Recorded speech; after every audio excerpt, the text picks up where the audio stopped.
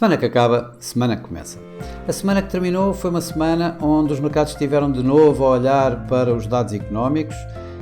para os bancos centrais com a divulgação das minutas das últimas reuniões e para o que se vai passando nos mercados do petróleo. Isto numa semana onde os Estados Unidos negociaram em volumes reduzidos e em tempo reduzido,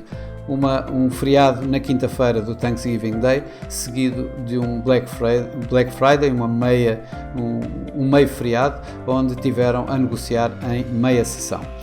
Ora, os PMIs na zona do euro apontaram para que o pior possa eventualmente já ter passado na Europa, recuperando dos recentes mínimos, tanto no setor de serviços como no setor industrial. No Reino Unido essa recuperação foi um pouco maior e nos Estados Unidos a situação foi mista. Temos um índice composto que subiu face ao mês anterior, mas com o setor industrial a mostrar uma queda e a voltar para terreno de contração, enquanto no setor de serviços continua em aceleração e continua a registrar ganhos. Nos bancos centrais, a divulgação das minutas, tanto no Banco Central Europeu como na Reserva Federal, acabaram por reiterar o tema que os bancos tanto norte-americano como europeu têm vindo a sublinhar, ou seja, taxas de juro altas a níveis suficientemente restritivos durante bastante mais tempo acabarão por levar as taxas de inflação para a sua meta em torno dos 2%. Isto quando os mercados têm vindo a tentar descontar e têm vindo a descontar a possibilidade de cortes de taxa de juros logo no início, no próximo ano, nos próximos 6 meses, nos primeiros 6 meses do ano. Ora, foram exatamente as intervenções verbais que aconteceram durante esta semana por parte de diversos responsáveis do Banco Central Europeu que tentaram combater esta ideia, dizendo que efetivamente as taxas se vão manter durante os próximos trimestres aos atuais níveis restritivos, que é necessário isso para que a taxa de inflação vá para o seu total objetivo dos 2% e que é demasiado precoce falar-se sequer de cortes de taxa de juros. Claro que a ala mais hawkish, inclusive, aponta para a grande probabilidade de subir taxas de juros, enquanto a ala mais branda retira essa hipótese, deixando a porta aberta, obviamente, mas dizendo e sublinhando que o caminho é manter taxas de juros mais altas durante mais tempo. O mercado também foi olhando para o que se passa com os mercados do petróleo, com a OPEP adiar a sua reunião deste fim de semana para a próxima quinta-feira, isto em rumores de desacordo dentro do próprio seio da OPEP. Tivemos também alguns bancos centrais e trago aqui as surpresas. O banco sueco, o Riksbank, manteve inalterada a sua taxa de juros quando na última reunião teria apontado que a possibilidade de haver aqui assim uma nova subida. No entanto, taxas de inflação abaixo do projetado pelo próprio Banco Central e uma coroa sueca um pouco mais forte do que aquilo talvez que o próprio Banco Central estivesse a prever, acabaram por fazer com que se mantivesse inalterada a sua taxa de juro. Isto também quando o Riksbank todas as semanas tem vindo a comprar coroas suecas e a vender euros e dólares, contribuindo também para a tal valorização da coroa sueca. No Banco Central Turco tivemos uma surpresa do lado inverso, ou seja, quando se esperava que houvesse uma subida da taxa de juros dos 35% para os 37,5%, houve uma subida para os 40%, no entanto sinalizaram de que estariam a chegar perto do final deste ciclo de aperto monetário e que as próximas subidas serão provavelmente mais brandas. Isto numa semana em que a volatilidade que esteve bastante baixa e os volumes reduzidos, acabou por resultar numa semana positiva, de uma forma geral, mas com ganhos bastante comedidos. Na Ásia foi a praça, digamos, que menos ganhou, com uma performance mais baixa,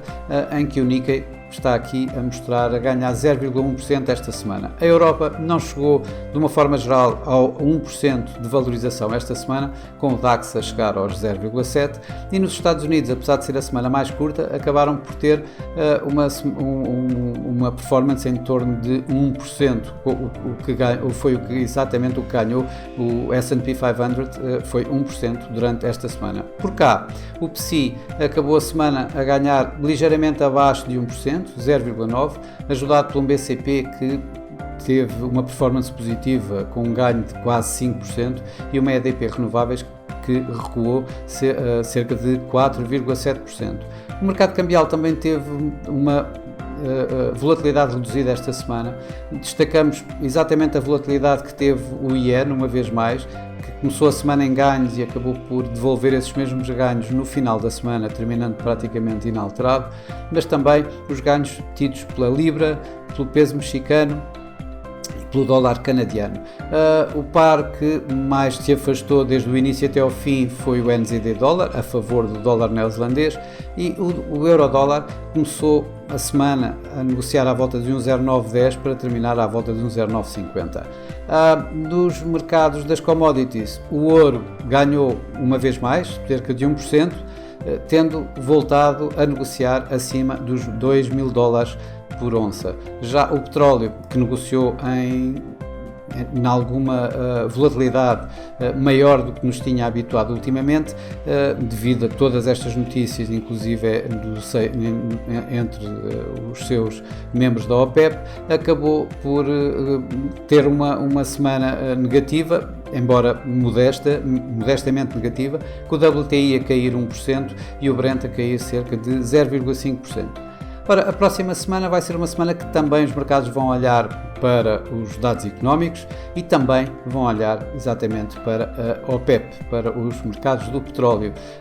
A inflação na Europa, os mercados estão à espera de uma pequena redução, dos 2,9% para os 2,8%, e uma inflação subjacente a cair dos 4,2% para os 3,9%. Nos Estados Unidos vamos ter a medida mais seguida pela Reserva Federal, o Core PCE Price Index, onde os mercados também estão à espera de um arrefecimento nesse mesmo índice, aqui assim dos 3,7% para os 3,5%, resultado de 0,2% a nível mensal, que é exatamente, digamos, o ritmo de queda contínua que o Fed precisa de ver para levar a sua taxa de inflação para os 2%, a sua meta dos 2%. Esta semana é caracterizada ainda por um elevadíssimo número de intervenções verbais de variadíssimos responsáveis dos bancos centrais, desde o Banco Central Europeu, Reserva Federal, Banco de Inglaterra, Banco do Japão. Vamos ter uma catadupa de discursos durante toda esta semana. Destacamos, como sempre, Christine Lagarde, que, por exemplo, esta semana vai ter uma agenda bastante preenchida, que fala praticamente todos os dias, estará nos mercados praticamente todos os dias, começando já esta segunda-feira no Parlamento Europeu, até ao último dia, sexta-feira, onde teremos um discurso de Jerome Powell. Bancos centrais, de reuniões, teremos o Banco Central neozelandês, em que, depois de dados mistos na sua economia, entre dados do mercado de trabalho, dados da inflação, dados das vendas, o mercado acaba por esperar que o Reserve Bank of New Zealand mantenha inalterada a sua taxa de juros na reunião desta semana. Os mercados vão estar, e sim, também bastante atentos ao que se vai passar na próxima reunião, ou pelo menos ao resultado dessa reunião na próxima quinta-feira da OPEP. Segundo rumores, uma vez mais, desacordos dentro do seio do cartel. Esses desacordos, em princípio, envolvem os países africanos que desejariam cotas uma cota maior de produção e que se preparam para fazer cotas maiores de produção contra provavelmente alguma ideia não tão nesse sentido por parte da Arábia Saudita, em que continua a manter o seu corte voluntário de 1 milhão de barris por dia, e vamos ver até que ponto é que eles podem mesmo levantar esse corte ou fazer qualquer outra medida caso não cheguem a um acordo, todos a um acordo, e isso poderá colocar aqui assim mais peso nos próprios preços do petróleo do que propriamente um suporte a esses mesmos preços. O mercado irá, portanto, estar bastante atento ao que se vai passar ao resultado dessa mesma reunião na próxima quinta-feira, caso ela efetivamente se efetive em modelo virtual, que é o que vai acontecer esta próxima quinta-feira. Bom, mas para já é tudo. Uma boa semana, bons negócios, e para a semana cá estaremos de novo para mais um Semana que Acaba, Semana que Começa. Até lá!